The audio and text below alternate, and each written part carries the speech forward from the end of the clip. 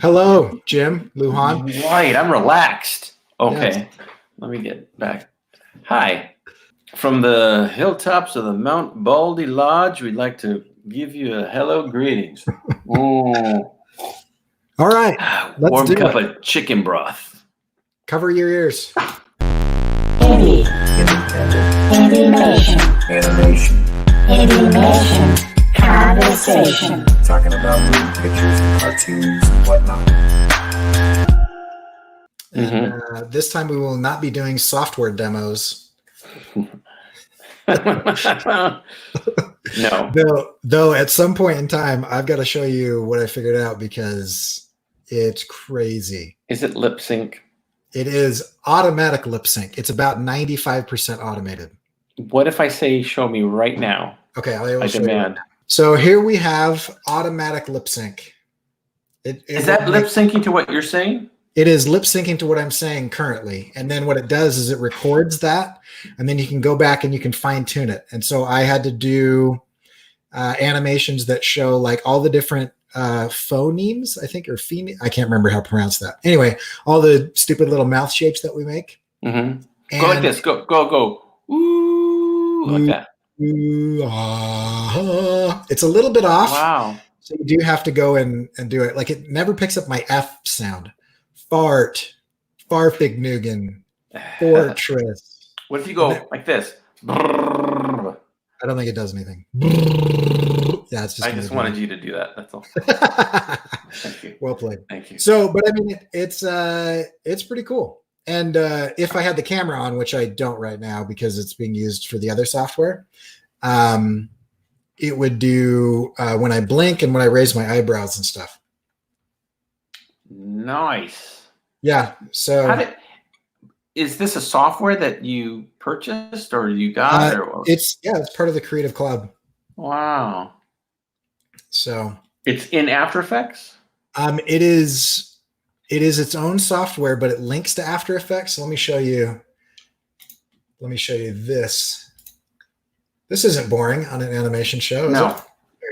Okay. So if I'm not bored, they're not bored. Fair enough.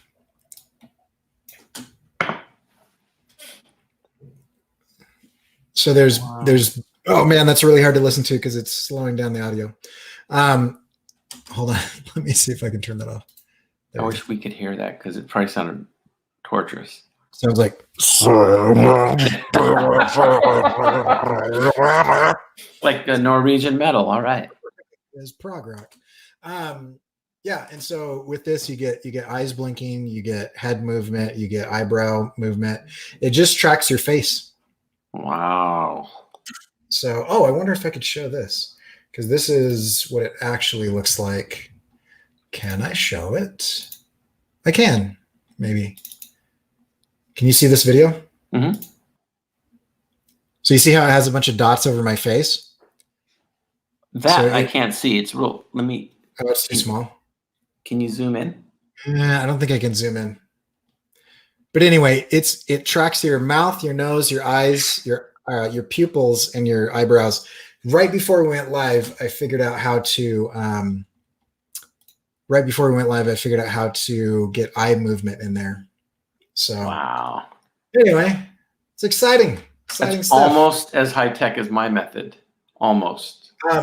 To be honest, your method is very similar to this, except this would save you hours and hours and hours. Because afterwards, I went in and I was like, that doesn't really line up, or that's the wrong sound. But the cool part about it is if you want a D sound, you push the letter D on your keyboard and it just pops it in. Oh wow. And then if you want it to go longer, it's just like you do. You want it to go longer, you just drag the end of the sound and you just drag it. I'm a tech genius. Yeah. I think ahead of your time. Man, so are you gonna use this for full scenes with different characters talking, or yeah. about that? Yeah. Wow. And so what I've done is I have done I've done the female mouth set, full lips. I'm going to do female thin lips, male, and then male with facial hair. And then I'm just going to take that and I'm going to put that on the characters. And so I'm designing it so that it can kind of be placed on top of any characters. So once I do all this work, I will literally just point it at whatever character's head I want it to be at. And it'll probably take me 30, 40 minutes to set it up each character, but I won't have to redraw it each time. So I'm just going to draw a face that'll be blank from the mouth down, and then it'll just crazy. Work. Yeah. That's crazy. So, are you going to do some little tests of it, like little scenes that you can show off? yeah, I'm doing a tutorial on Instagram and YouTube that has some like scenes and stuff. Wow. That's the video I was showing you, but it'll be really cool because once I get the front facing one done, the funny thing is in my first scene, the other character that's talking to this girl has a full on face mask on. So he's just going to, his face mask is just going to be wiggling. You should animate that fully underneath the mask just to know that you did it. Right? Just so every time I'm gonna link it to his cheeks. So every time his cheeks lift up, the face mask will move.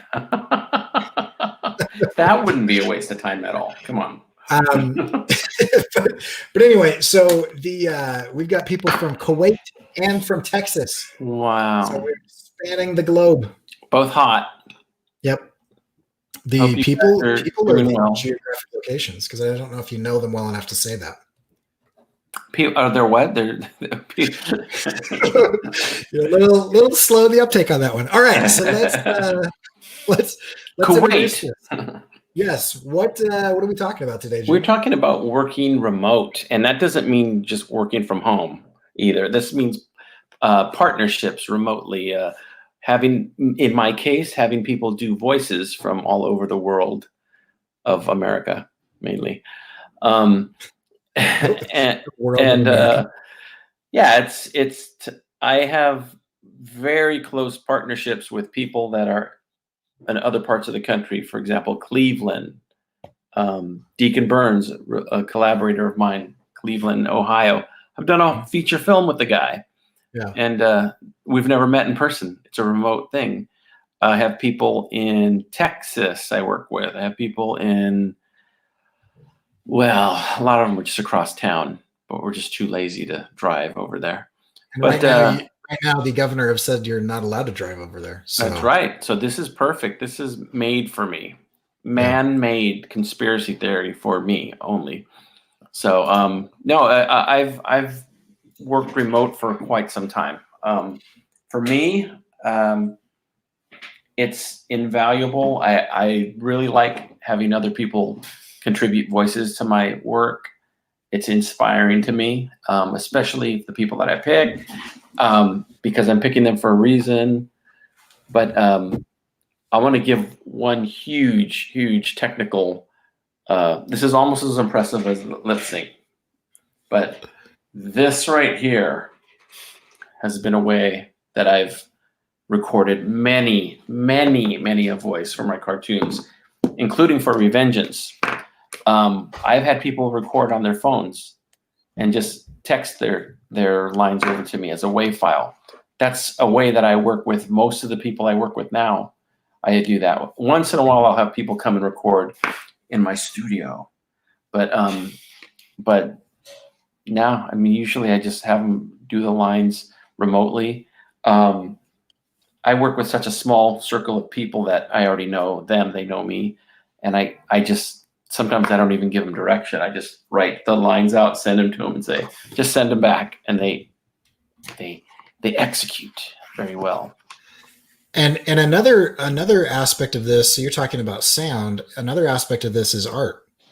And so I've done this with both Joshua Kimball and Scott Cirkland, where they have produced the illustrations and I have made them move.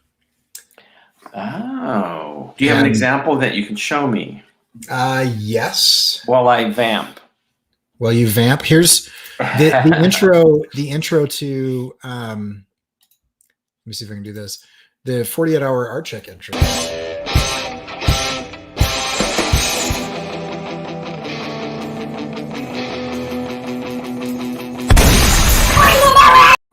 So that was storyboarded by me. Oh, now we have that branding above us. Unacceptable. There we go.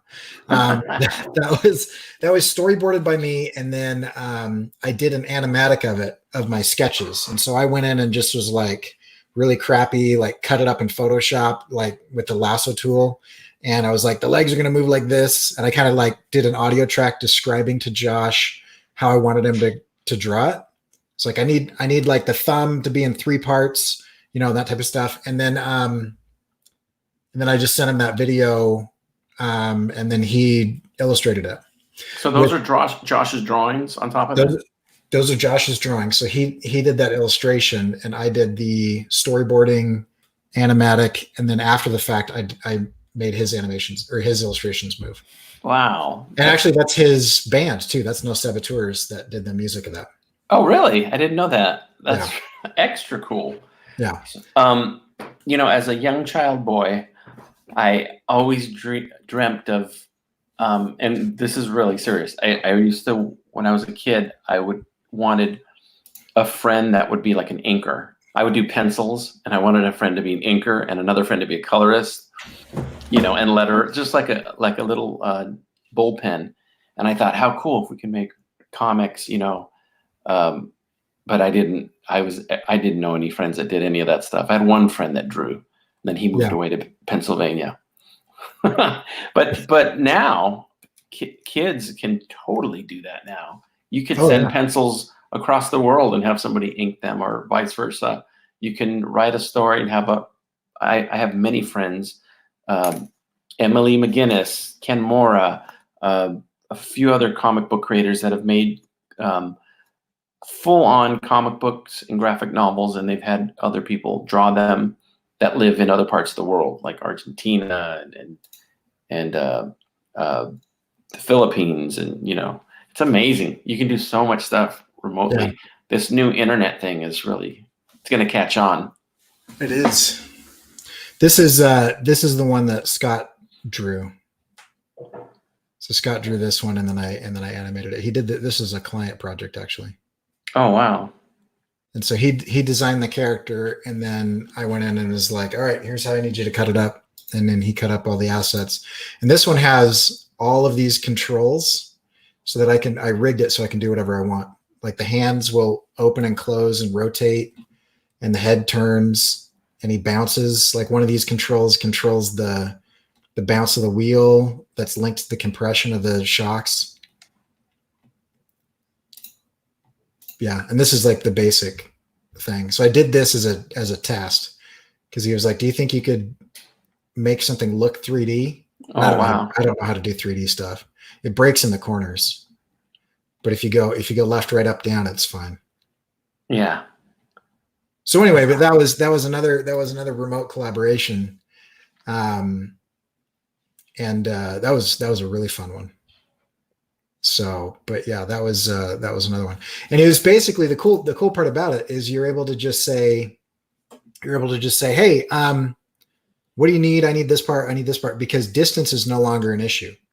Right. Just like you were saying. And so, the real challenge, and I want to do this, but I don't know how. The real challenge would be 2 people animating the same thing.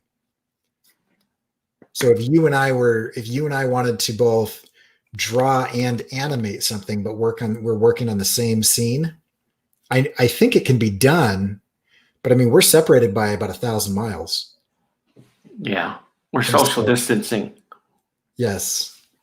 Well, you could do that. I mean, if you had the same scene, you'd probably have to ping pong it. One person would probably have to do one part and then send it, and then the next guy would do his part, then send it back. I've done music like that too, remotely. Oh, interesting. Yeah, I've sent people like a beat, and then they put music on top of it, and then I put like keyboards on top of that and send it back, or vice versa. They send me something.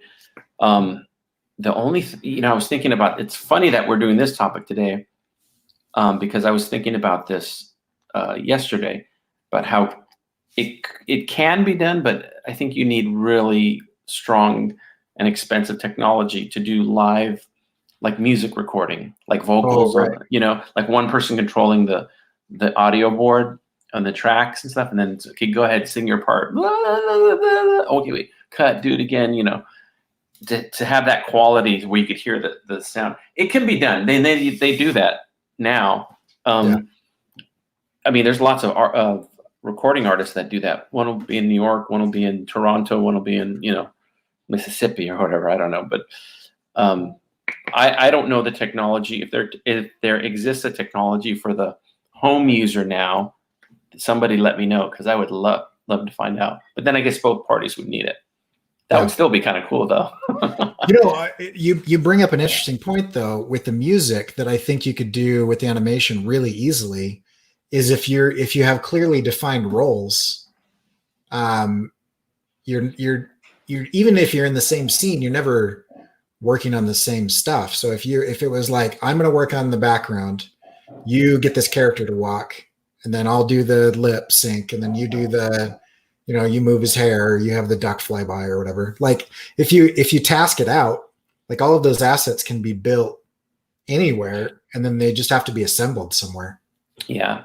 If you're watching this in the future, which you probably are, and you're wondering what we mean by social distancing, all that stuff, this next point, I'm gonna explain something, because this next point will make sense. We're going through the COVID-19 right now, the coronavirus. This is prior to COVID 41 and 44, and the which world were really bad. The world ending. Yes. You know how when you look at your windows right now and the horizon is perpetually on fire? It was before that. You know how you're all slaves to the lizard people right now? Okay, well, before this time, there was this thing called the COVID-19, but it paralyzed the movie industry. They had to stop making movies and TV shows.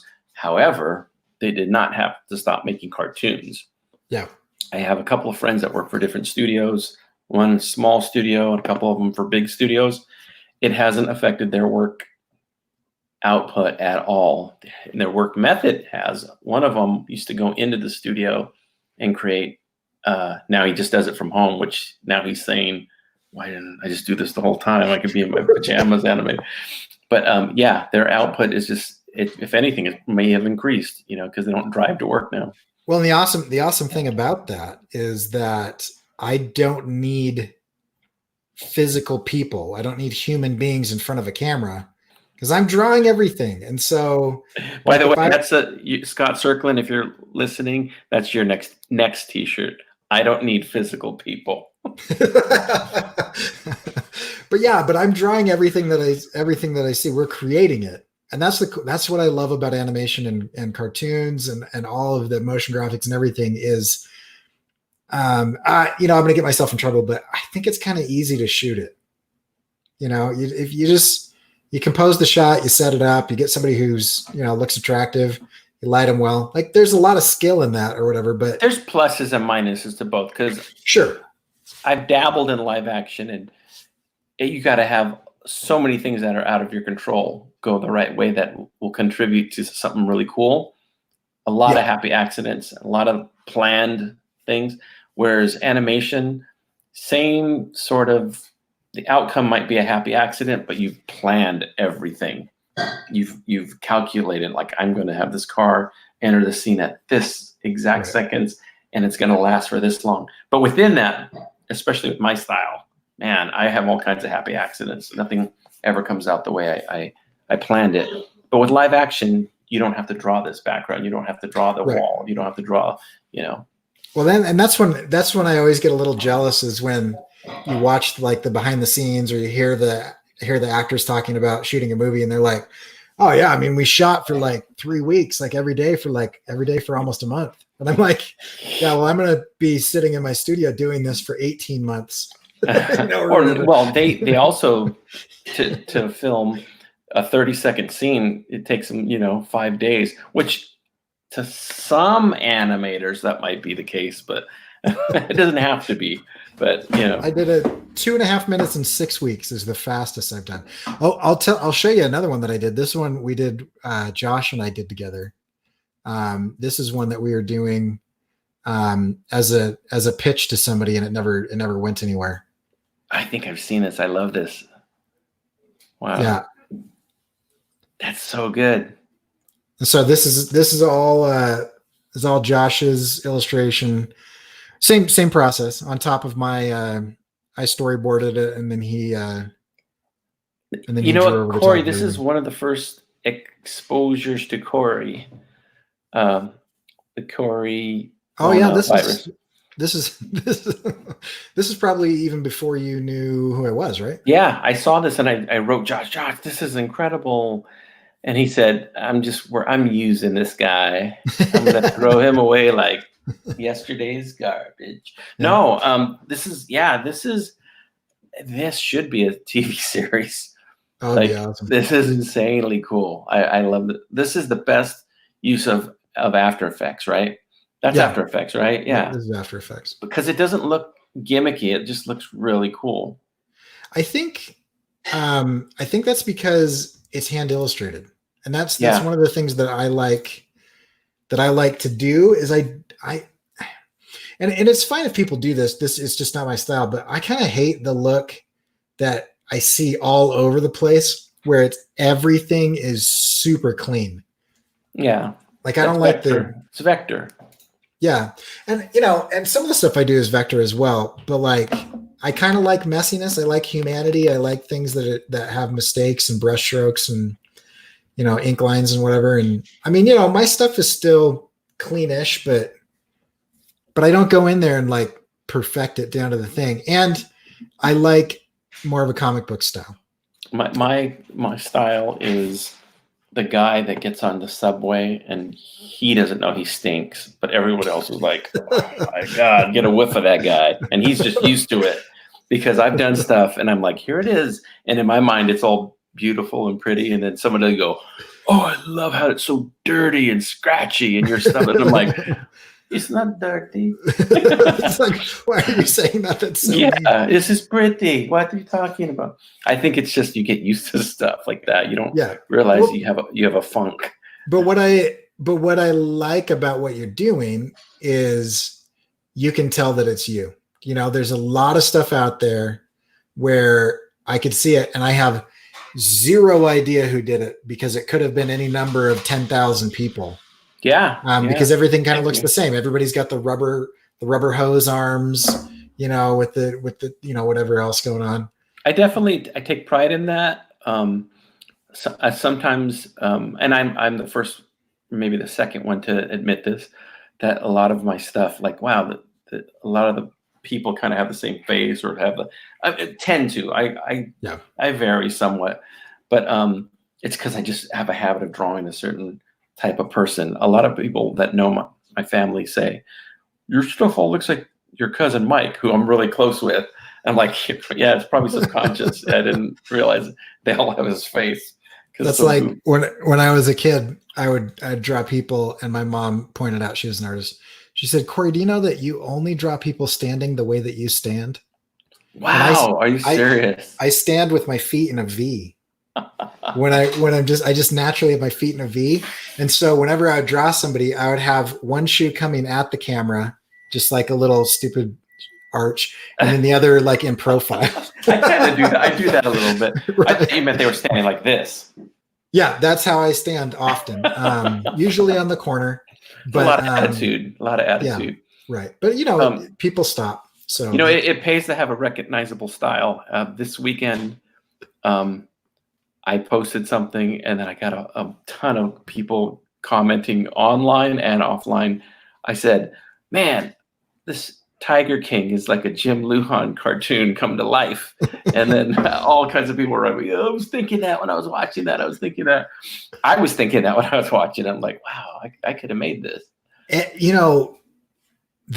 think it would have been better as a Jim Lujan cartoon, to be honest. But I don't see how it could have been better. Nobody would have believed it anyway. Oh man. If it wasn't real. I mean, the fact that it's real, that's just it's crazy. But then if it was a cartoon, you'd be like, one, you would have done it and it wouldn't have taken 8 episodes. Because I mean, really, there's a lot of that story where they're doing the reality TV thing where it's like, you won't believe what happens next. And then they get to a commercial and you're like, you're dragging this out, right? I mean, I don't know how many times the guy was like, well, I went down there to kill her and then I got hopped up on coke. They use like the same quote like 3 episodes in a row. And it's like, okay. But seriously, the way that they dress, the eccentricity of those characters, because I would never peg you as saying like, oh, all of your people have the same, they all look the same. What I would say is you accessorize them so much that they're very different. So they might have like the face shape or whatever, but like drastically different hairstyles and facial hair and clothing. And it's over the top. It's in your face in a way that is like perfect for cartoons, because if you look at cartoons, like if you were to have people that actually looked like the cartoons, there'd be somebody who is like, 3 feet tall next to somebody who's like 9 feet tall. Yeah. And the one guy is going to be like 3 feet tall and 3 feet wide. And the other guy is going to have like 7 foot long arms. I mean, like in cartoons, you exaggerate and it feels normal, right? And it even looks, when you do it, even in 3D animation, it looks weird. Yeah. Something about 2D, you can get away with that. Right. Yeah, I had a couple times they were going to, had people working on treatments and stuff and how for live action versions of a couple of my things. And one of them we didn't end up doing because it was just like, you can get away with all of this in a cartoon, but if you put this in live action, you're going to get protested. And I'm like, all right. Which is true, but it might have been pretty funny. Well, I think that's one of the biggest problems with Pacific Rim, the first one, is the director was trying to make an anime series, but he was trying to do it live action. Yeah. And he said that. And in an anime series, you can go from like super serious and then this outlandish battle and then like comedic relief. But as soon as I forget the guy, but the guy who played the original Hellboy, what is his name? Perlman. Ron Perlman. Ron Perlman. As soon as Ron Perlman showed up in that movie, it doesn't work in live action because he was an excellent cartoon character, but we could see his face and we actually were filming him. Yeah. Whereas if he showed up in a cartoon, he'd be like, "Oh, this is the comedic relief. This is funny." But in a live action, it just felt totally weird. I think there's more constraints to live action in mood than there is in cartoons. Yeah. So there's something to be said about having a distinct style. Now let me ask you, on your end, you are pretty much primarily working with people remotely, right? I live 300 miles from another human being. So yeah, yeah. I mean, because I when I started doing this, it was 100% microphone in your face type. Going to my friend's house, recording them, having them come over. I used to have a walk-in closet when we lived in South Pasadena, and I used to have people go walk into the closet with me, and it had a little step that was like a little stage. They looked like little rascals in there. But we were with all the clothes and everything, and then the mics and stuff, and we'd sit there and we'd record. And it was really great. It was a really great little mini studio. And then I began to venture out and go to people's houses with my little Tascam 4-track, and I would record them remotely. So from the beginning, I've been semi-remote, but a majority of it was always done. Even early on here, where I live now, even then I would have people come over and record stuff. It's only been in the last 4 years I've had people record stuff on the phone. And the way that started was when I first got an iPhone, which was probably 2009,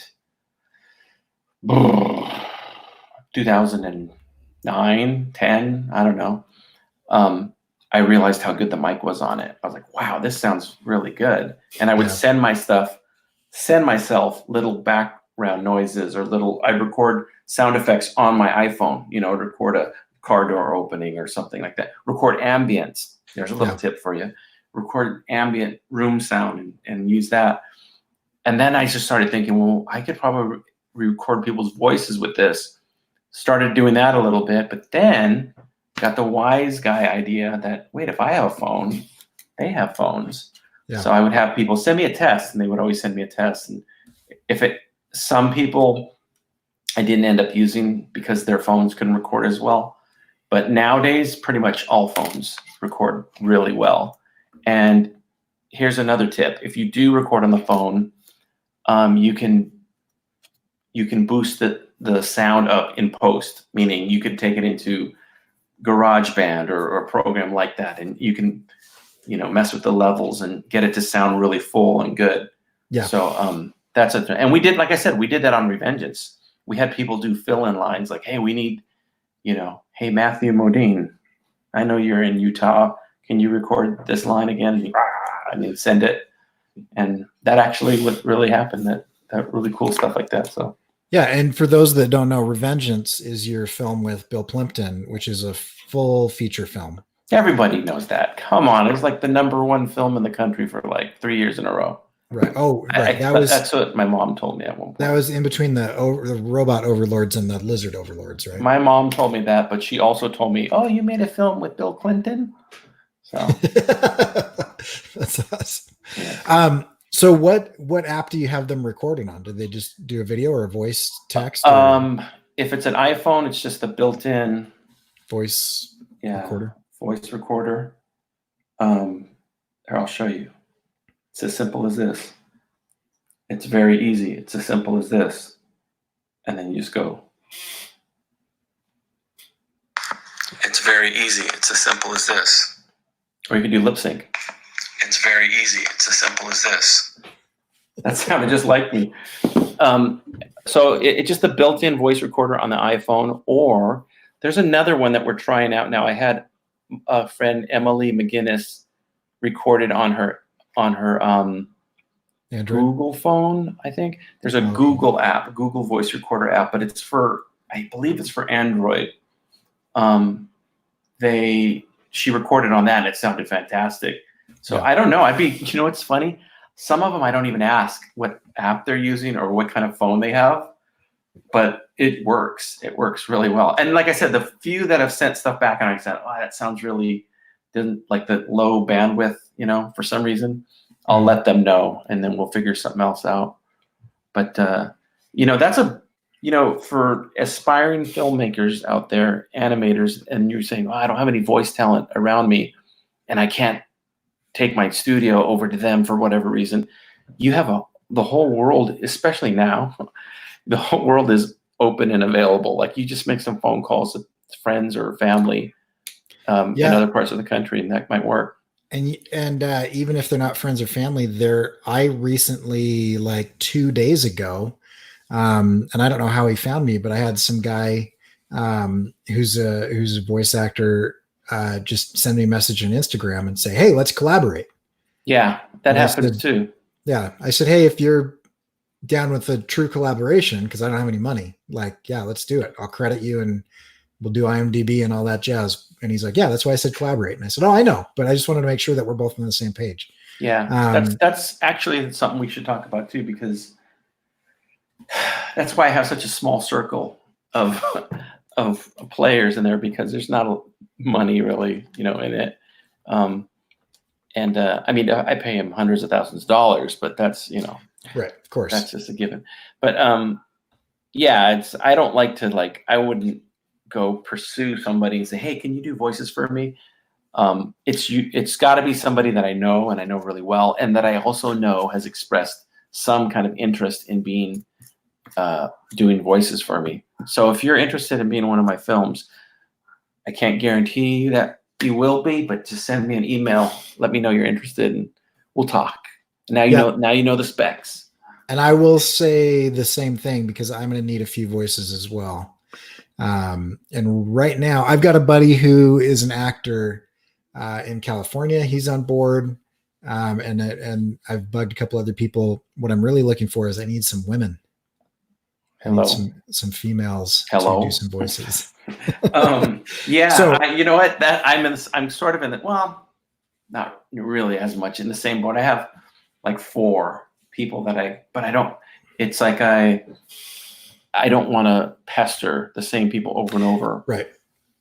Although it's not really pestering, but you know what I mean. If they like doing it, Yeah. I'll tell you. How do you record the people when you're working with them remotely? Like if you're going to work with somebody, do they have to have their own mic set up, or what are your specs? My specs are, I want to have clean room sound, because if I've been doing tests this week on this automated lip sync thing. It will mistake like an air conditioner or a furnace for audio that needs to be lip synced to. Mm-hmm. And so you got to go somewhere quiet. And then really any audio would be fine. And so, Salazar says, if you want an awkward speaker, I'm your guy. So sounds good. We've got some awkward characters. That's always a benefit. Yeah. But yeah, so that's my thing is I just want clean sound. And then I usually have people record 30 seconds without them speaking of the room that they're in. And the reason for that is after the fact, if I have that 30 seconds, if I'm going to cut up something that they say, and this is just from an old editing trick from my videography days. If I want to make you say something that you didn't say, I can grab different words that you've said or phrases and I can cut them up. But if I want to make you like pause, but you didn't pause, I need ambient sound where you recorded so that I can put that in. Otherwise you'll hear this low hum of, or it'll cut and then out. it cuts out completely and there's silence. And that's where you don't notice that low hum until it's gone for a second. And then you're like, whoa, what was that? It takes you out of the movie. I've done that, like where it's like, they'll be like, hey, where are you going? It drops like right. a cliff. Yeah, exactly. But if I've got that 30 seconds, I can go in and here's a little audio tip for whoever's watching. You take that and you take what you're cutting, cross it. So crossfade it. It's either a cross dissolve or a crossfade, depends on the program, but you have it blend into each other for a split second. And in that blend, it'll cover any jump in audio. And so that's something that I do. And you can even do that in Audacity, which is a free software. You can just select something and fade out, select something else and fade in, and then overlay those tracks. And you've got a cross that way. So Audacity is really it used to crash all the time, but it's a lot better now, and it's a great program. I love it. It's a great program. It's free. I actually have access to the Creative Suite. I've got access to, because I teach on a university campus, I can get basically any software that I want. I still use Audacity because it's simple, it's free. It works on every computer. I mean, and it works on super old computers and really new computers and Linux and Windows and PC and Mac and whatever. I like Audacity. And everything else I feel like is good, but it just does so much that I'm like, well, I don't need to like be able to mix in like this super visual EQ thing where I'm rolling out top end, low end, or whatever. I don't even know what most of that stuff is. I'm just gonna normalize the audio so I get the highest levels that I can get out of it, and then I'm gonna mix my tracks, and I do most of it in Audacity. So that was somebody gonna murder you? That was I just noticed. I looked in the background. I go, my closet door's open. Yeah, that happened. Was it open when we started? I don't know. Big old hockey mask. Speaking of serial killers, tomorrow's a big day for serial killers. April Fool's Day. It's the day that the mind of Lars Lazarus comes out. I was really trying to figure out how you're going to connect April Fools to serial killers. It's April Fools. So tomorrow, speaking of long range collaborators, April Fools, April 1st, 2020, the episode 1 of Lars Lazarus, the new animated series that I've created about serial killer that's going after these psychics all over the place. Yeah. Family fare stuff. That was done. A lot of that was done remotely. A majority of that was done remotely. All of the voices and stuff like that. And I think it came out really good. In fact, the only ones really, mostly the only ones that were done locally with a microphone, or all of my voices, and maybe one or two of my friends that did voices for me. But yeah, lots of remote stuff. So. Okay, I'll tell you. Here's since we're giving some tips. 2 things that I think you should use is Google Drive and Trello. Those are huge in remote collaboration. Google Drive. That's I've had people send me files through Google Drive. Yeah. You know what I do though? And only because it's a habit. It's been so many years I've done this. I'll have somebody, let's say they record locally on their computer on a mic, and they send me a WAV file or an MP3. And we used, again, in Revengeance, we used MP3s too. I mean, I worked with a professional audio guy, and he's like, you should use waves. But there was times we didn't have it in wave. We had it in MP3, and it was, hey, no problem. He fixed it. But there's a program, a free website called WeTransfer.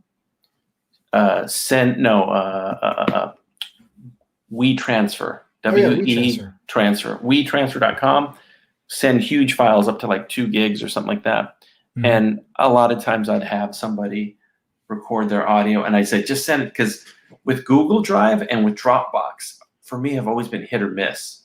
I've had so much trouble getting stuff from Google Drives from other people. Yeah. You know, like it just locks up, no permissions, or, you know, and then same thing with Dropbox. I'd be like, oh, I'm almost in. And then it says you get some kind of weird error. But WeTransfer 100% of the time. It's super simple. But those other two, when they work, they're spectacular. They're great. Mm-hmm. Yeah. When they work. And it's probably something on my end because I have an ancient operating system. So mine's from the 1940s.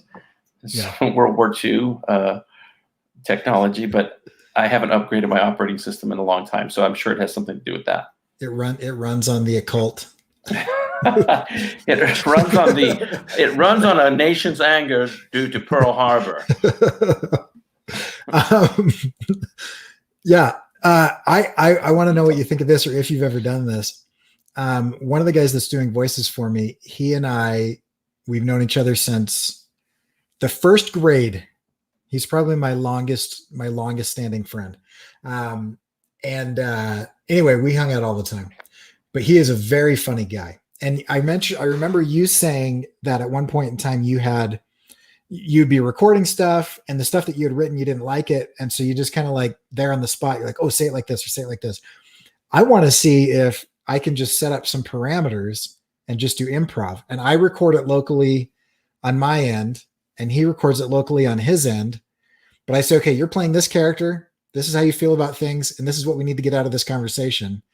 And then the two of us just go back and forth, and we just do it 2 or 3 times. And then I just use that and cut it up however I want. I bet I could get better stuff than what I write.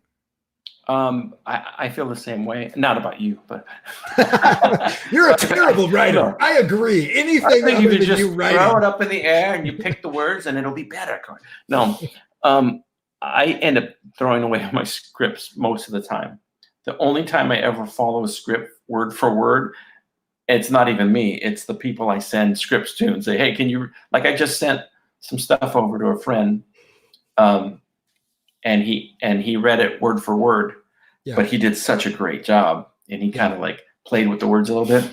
But I told him, even when I wrote him, I said, feel free to ad lib, just kind of like you just said, get these certain points through, get these certain, like this is what you want to deliver, and this is kind of how you deliver it.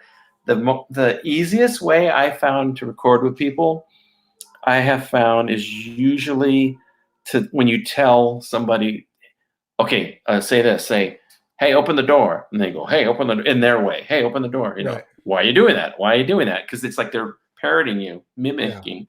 Yeah. And I think that's the most productive way to get stuff done. But then you're kind of like feeding them the lines in your voice. And it's sometimes you say funnier things on the fly like that than sitting down writing it. There's a big romance about writing. Like, I wrote this whole piece. I wrote this piece, and I'd like you to read this piece. It's like that's cool, but there's something to be said about the moment. There really is something to be said about the moment, because there's certain things that come up, and I call them happy accidents, but in the moment that you can't predict, and you're like, oh, and it is kind of like an avalanche. It's like this little, spark becomes a big fire because of the moment. And then you try to recapture it sometimes and it doesn't work. Yeah. And it's just a different energy, because there is a different energy when you have it on page and it works on a page and it flows. That's really strong too. but yeah, don't ever, ad-libbing is I think ad-libbing is fantastic. That's why I do animation where you're not really supposed to ad-lib. I mean, to a point. But if you do it sound first, like I know that. Okay, so I've seen like behind the scenes of stuff where, in the 80s and the 90s, they would animate everything, and then they would just have the characters' mouths just flap open and close, and then they would bring in the voice talent after the fact. It's art. The scene's already shot, and I always wondered, like, do they just guess? Like, do the animators just like, I hope this is enough mouth flaps? You know what? Or whatever. And then I understand how they do it because I do it similar. I draw for the most part, I'll draw the artwork, the scenes first, but I won't animate it. And then I'll use them as like little stills, and I'll send the people. This is the guy sitting in the coffee shop. Here's the waitress, what she looks like. Here's his real estate agent. Here's what she looks like. Here's his father-in-law waiting in the car, and then I'll send those to people and say, here's your character. And they just by looking at them, they usually get a sense of the scene. Yeah. And then all of that is like this big recipe. Like they send me the voices, and the voices aren't always exactly how I would have done it. Yeah. Most of the time they're not. Otherwise I would have done it. That's another thing too, I should say. My using voices, my collaborating with people truly does come from a place of enjoyment, because I could do it all myself, and I'm not being cocky. That's the truth, because I have done for years. I was the one doing all the voices on my cartoons. So it's like, this is like in the last 7 or 8 years, I just really on purpose opened that door because I liked working with other people, and it gave me an unpredictability. It gave me something that a perspective that I didn't have. Like, wow, I wouldn't have done it like that. But it's not like, no, can you do it exactly like I would do it, but in your voice, but like me, right, sounding like me. Yeah. So you got to be. That's another thing. Collaborations make you open yourself. Yeah. To different ideas, and the remote collaborations even more so, because the person's not there. You cannot strangle them. So. Slap them when they. Yes. What I'm going to try though, what I really like about this is you can have remote, but if they're recording locally, either on their phone or their computer, but we're on a call or a video conference, and then I'm recording locally, then there's 2 different local files. So it's not being weirdly compressed over the internet live. But we're able to interact. And so I don't even have to be, I can be sitting here in my studio, and, my buddy in LA, or, somebody in Portland or something can be sitting there, and we can be interacting live, but then still get the quality of a local recording. And then they just send that to me afterwards. And those 2 files should sync up. Oh, I see what you're saying. Yeah. And that's actually how a lot of podcasts are done. Is they'll have like a Skype conversation, which sounds like you're talking to each other from, oh, hold on, wait, I have a graphic for this. Oh, I know what you're talking about. That's why people go like that at work. Yeah, exactly. So it's like they go 3, 2, 1, and then they sync up because the audio. then you have a spike in your waveform, and I'm going to line up Jim's spike with my spike. That sounds wrong. And line those waveforms up, and then our tracks will line up. And I have my track and his track on 2 different layers so that I can adjust each of them independently of each other, but they will sync up because we're having a conversation. Your track will probably have muted my track because you're on headphones. So your track's only your voice going, and then his track. That's how they did it. Because I hear that a lot where people were. Oh, speaking of, Dave Kellett and Brad Geiger, the hosts of Comics Lab, which is a great podcast. I suggest you go check it out. That is a fun podcast. Yeah. Well, their latest episode is working, remote collaborations. Oh, okay. And I even wrote them an email and said, this is fantastic. What a great topic. So that's partially why I got to do this topic. This is a topic I live, man. Yeah. I'm living this topic, man. This isn't a topic that I learned. This is my life. I didn't pick this topic. This topic picked me. What is that from? And I just made it up right now. Right, I created that right now. We just had that zeitgeist moment. Yeah. Yeah, no, I like it, but I think there's a lot of different ways to do it. But you asked my specs. That's a little bit of silence and then a local recording. Don't try to do like the sound that you and I are getting right now isn't good sound. It's fine, whatever. Yeah. It's YouTube and whatever. But if I was doing a production, I would want you recording what you're saying locally, either into your phone or whatever, and then you email it to me afterwards. Yeah. It's funny. I got to ask a couple of the folks that did voices for Lars Lazarus. I got to ask them, what did you record on? Because they all sound great. I don't have a single person sent me something back that doesn't sound good, but I do know for a fact at least 3 of them recorded on their phone. Yeah. I never thought about the video conferencing while you're like, you could totally direct somebody. Yep. Like, wow, we could be sitting here right now and you could be recording yourself and I could say, Cory, say it like this. So I didn't pick it. It picked me. I haven't mentioned this, but I'm definitely going to steal parts of this episode to make you say weird things. That's okay. Most people do. That's Right. I'm remixed all the time. Yeah. I could at your level of fame, I could see that happening just constantly to you. Will anything be weirder than I don't like physical people? I don't need physical people. I don't need physical people. That was so weird. All right. I hope somebody watches this and gets, again, every episode, I hope somebody gets inspired to make their own films and everything. But this is a logistic thing that could really be a deal breaker for people that like, wow, Yeah. This opens up. I've never made my own film because I never wanted to do the voices myself, and my friends aren't available. But now I have this one friend that lives in, Bangladesh, and Jerry is a nice guy, and Yeah. Well, and that's where I think I serve as a good example here, because I have every excuse in the world to not make stuff. Like there's almost no artistic community here. Nobody's making feature films here. If I lived in Southern California, which I have at times, I mean, you can't like throw a rock without hitting somebody who's trying to be an actor, somewhere. And so and there's so much talent in such a concentrated area, and almost everybody is really good, and I'm not just saying that, but I mean, like around here, like I have come to understand, because I grew up in California, I've come to understand that not everybody is a performer. Right. And it kind of took moving to Idaho to realize, like, oh, there are people that don't live on the coast that like, they just live their lives, but they've never thought about what their voice sounds like.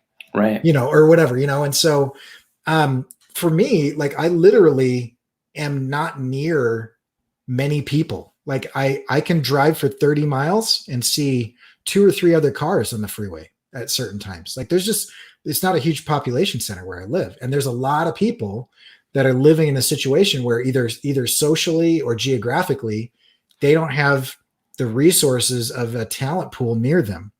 And this kind of eliminates that as a problem. Like we've gotten to the point now where you can have a guy on Instagram reach out to you and say, hey, I want to collaborate. And I don't even know where that guy lives because it doesn't matter, And so it is really cool. And that's one of the things about the indie-mation conversation is our goal is episode by episode to just take away every excuse that you have to make cartoons. You're just not going to, if you watch all these at the end, you're just not going to have any excuses. Yeah, it really, that's absolutely true. And we talked about that even before we started this. This is our fun public service, Hey, at Art Sellers, Our Nation, there you go. I record audio on my phone, but a friend of mine who does music says you can build a sound box and insert your phone or mic in there. A sound box like this. No, this is not a sound box. This is postcards. I'll show you something that I did if you riff for 10 seconds. Okay. So Cory, who can't hear me now, originally was going to start a cult, and he applied for the government funding of this cult. It almost went all the way through, but then the tragedy occurred when they realized that there was nobody living around Cory to start this cult with. Hence, I entered the picture, and that's how Cory got here. Thank you. I'm so curious at what you said. I bought this. I have just a stack of this, and I took a coat hanger and I bent the coat hanger into a shape that would hold this in a C shape. And then you can take a phone or a microphone or whatever, and you put it inside of this. And what it does, and here's the reason you do that, is when you're recording sound, hard surfaces are not your friend, right? You're going to get echoes, you're going to get all kinds of stuff. And so like my room, which has like a hard floor, and it's next to a hard desk, and like it's not great for audio. And so I actually have that attachment that I made it with a coat hanger, and when I'm doing it, I wrap my mic in this foam, and I just make sure it doesn't touch it. And what it does is it deadens the sound that isn't coming from my voice. So it can turn like a phone, which is an omnidirectional, meaning it picks up audio from all directions. It turns it into a unidirectional source. Mm-hmm. So you just wrap foam around where you put foam where you don't want to pick up sound, and then it just can only pick up sound from where you are. And you need to tell my cousin Mike that, because he'll send me stuff and it's like, I say, no, can you go like next to a carpet, like on the ground? Can you, right. No, he lays his phone on a marble countertop. This is where a lot of the magic happens here. Is that a snowball? What is that? No, I had a snowball before. This is Shure. Oh, wow. Yeah. Sure, I don't know what it was. It was under $100, and this is what I record everything on this. Mine's a Razer Siren. It has lights. Here's another little secret. If you get stuff made for gamers, that's good quality stuff. Oh, I didn't think about that. Yeah, because I don't know why, but like the gaming industry. If you want to stereotype it, and I fit the stereotype because I literally am a nerd in my basement right now, but it's a nerd in their basement, and they just like really good, high quality stuff. So they have the best chairs. They have the best mics. They have the best, not the best, because you could get into Sennheiser and, Audio Technica and have that whole debate or whatever. But like, if you want something that is affordable and good quality, gamer tech is a good way to get that. I noticed you didn't say they have the best friends. Have you heard them talk to each other online? Yeah. When I play video games, I typically mute any online verbal interaction because what's insane is I heard the statistic the other day. They said Rockstar Games has made more. I don't know if this is true. They said they've made more money off of GTA, the suite of games, than the Beatles have made in their entire career. I maybe adjusted for inflation. That's not true. There's no way that could be true. But, I don't know, man. They have more. There's more. I know there's $60 and there's more product, but I don't know. That seems hard to believe. Very hard to believe. Those are the same type of stats it'll say like, did you know that Future is the number 3 recording artist of all time? Most popular of all time. And it's like, it's the best TV or best television show on TV. Not best. They take figures and they don't adjust for inflation or availability. Right. But because we all know the Bay City Rollers is the biggest band of all time. So okay. So yeah. So anyway, I'm excited. I'm glad we had this conversation because it got me thinking about collaborating with remotely with people, because I'm trying to figure that out. And I want to do, I've been trying to write it. I've been trying to write this one so that it's bulletproof, so that then my writing is perfect. You know what I mean? Like I'm trying to get the dialogue down, and really I'm like, if I was sitting across from this dude and I just said, we just need to get these 3 points out of this couple lines of dialogue, that would be way better than me being like, I'm going to write this as if it's a novel that's going to be set in stone and they're going to print it. And once it's printed, you can't do anything with it. But like, if I'm just having a conversation and I just do it improv, I could do that. And I could do that remotely. I don't have to be in the room with the guy. What also works on our level, let's say, I'm going to talk, when I say our level, I mean, we don't have a studio, big backing of a studio and huge resources.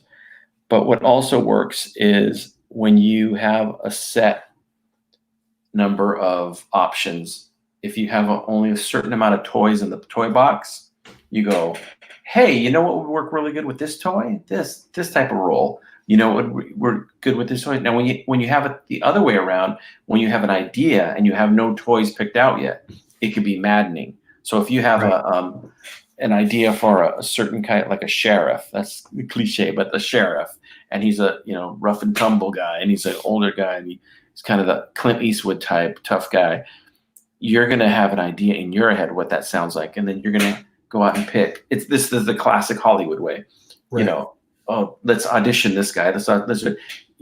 Whereas if you work with a guy, a coworker, and you're like, this guy's got a great voice, he would sound good as, that on our operating level, that works fantastic. So look around who not everybody has to be an actor, to do a good job. But then again, you want somebody that's loose enough to not just read dialogue off of, Right.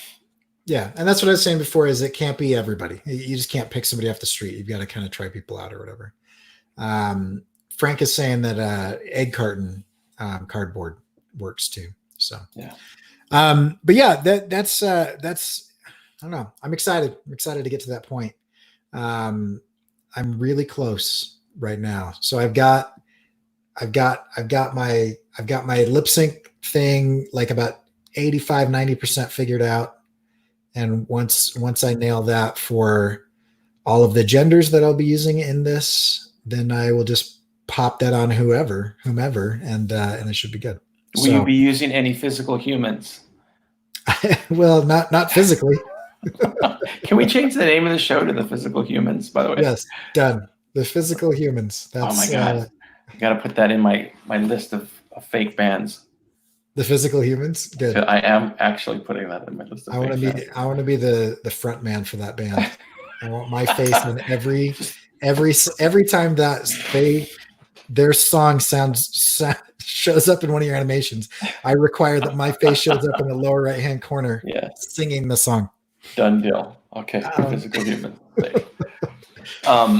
So I think we're good, man. I think we could wrap it on that. I am super glad we did this topic. Thank you, Cory. Thank you for again. We always say this, and I'm not trying to fulfill a prophecy, but I'm saying we do this show so it can be semi-evergreen.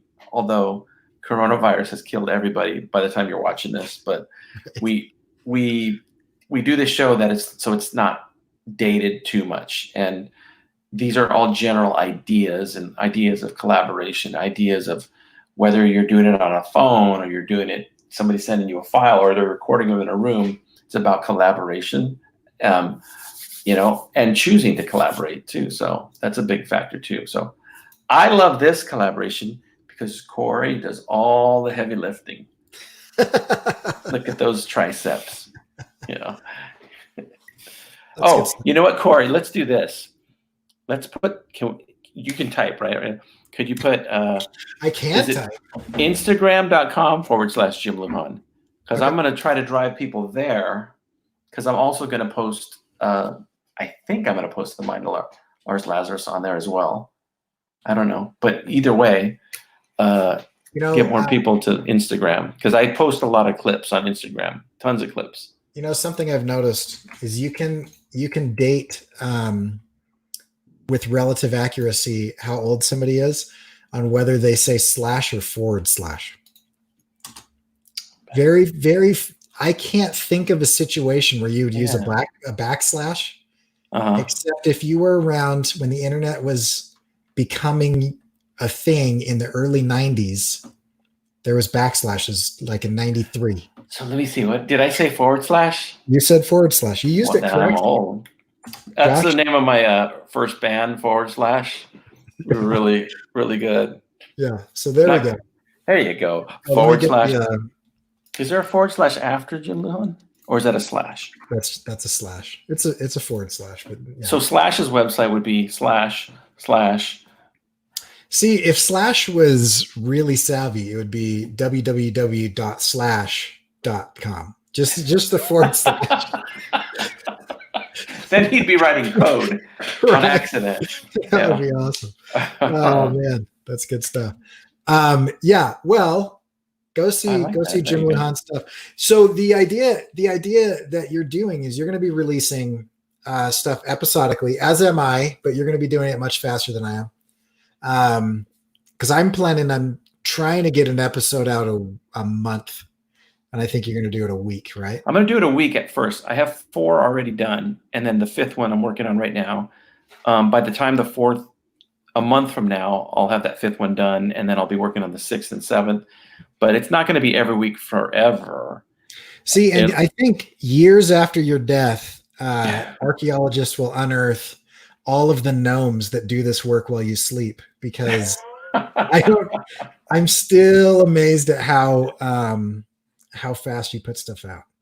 I'm telling you, figure out a method that you can work fast in, and then reverse engineer everything from there. That's all. I work pretty fast. I know, but you can even figure out a method that even faster, like just become ridiculous, as if, I literally have spent the last week just trying to figure that out. That's where I'm at right here, where I can lip sync. I bet after this I could do lip sync faster than you. That you can. So I got at least that going for me. Unless I draw a character going like this. Ooh. That's all he says. Right. Ooh. He's like a Skeksis from what is that show? I don't know, because I say / I'm very old. No, you know the show. Dark Crystal. Oh, okay. The Skeksis. There's one of them that just wanders around and goes, I just watched a clip of Land of the Lost this weekend with the Sleestacks. Oh yeah. They're still creepy. I'm sorry. Yeah, they're very slow, but we used to always make fun. We used to always say they chase people and they had arrows and they go, bang. The arrows would go, bang. Oh man. Go look up Sleestacks, kids. Yeah. / Sleestack. Is it Sleestack or Sleesack?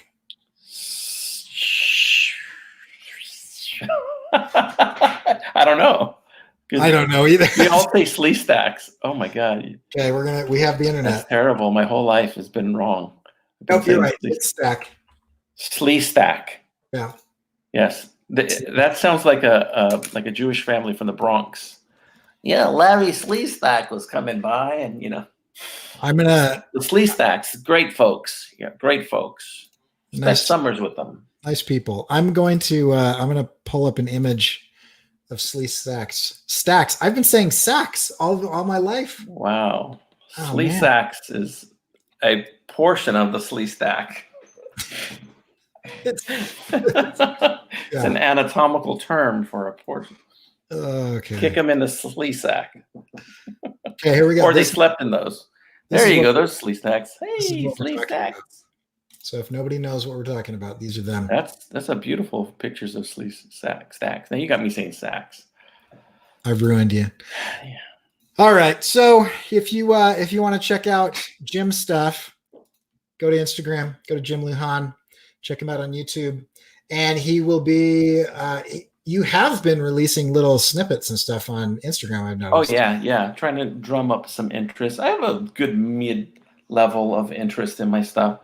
I'm also going to be releasing 2 films, longer films. One's half an hour and one's an hour, that I did in the last 2 or 3 years. Infinity Pool and All That Glitters as a movie. I'm going to be releasing those in the upcoming weeks in April and May, or within that little time frame, as a treat to the public, because you guys are locked in your houses. I want you to watch something funny. That's awesome. And if you want to see my stuff, I can go to CoryKerr.com. And I've got a little link tree down there that'll show you YouTube and Instagram and Twitter. You should make a motto for your website. Just say Cory Kerr, learn everything. Because you have like the best tutorials on every. Let's say one last thing. You said I was like a fast animator, and you have no idea how I get the time to do. Yeah. I look at your tutorials, and I think the same thing. I'm like, where does he get the patience to explain this stuff, show it, edit it, put it together? And there's so many of them. Yeah, it's ridiculous. So I'm amazed by that. I have a very bad memory. It's one of the things. If I don't do that, I will forget what I learned. And so I tend to learn things very quickly, but it doesn't stick unless I teach it. So I have to articulate it. Let me test you. What are those monsters called from Land of the Lost? Slee stacks. But ask me tomorrow, and they will once again be sacks, because I haven't done like a 40-minute deep dive tutorial on where their name came from. But no, I've actually done this where I did 100 days of animation, where I spent an hour every day teaching myself how to animate. And I have 93 videos in that playlist. If you want to watch me learn, there's 93 videos of me doing that. And years later, I will remember that I solved a problem, but not how. I'll go back to that playlist, and past me will teach present me what I knew back then that I've forgotten. Body, you gotta get to the main body. So if YouTube ever goes down, I will know nothing. He became a puddle, almost like a slee stack. All right. So anyway, go check that out. Go check our stuff out. And more importantly than all of that, go make cartoons. Go make stuff. You either are, socially isolated and scrambling for work, or you've got more time than you've had in the past. One of those two things is true. Recently, somebody said in a meeting, well, now that everybody's got this time, and we were all like, we don't have any extra time right now. So apparently some people feel like they have extra time. If you are one of those people, you could learn how to animate. And if you already know how to animate, you could animate something. So go make cartoons. And we'll catch you guys whenever we decide to do our next episode. Okay. May the slee stacks be with you.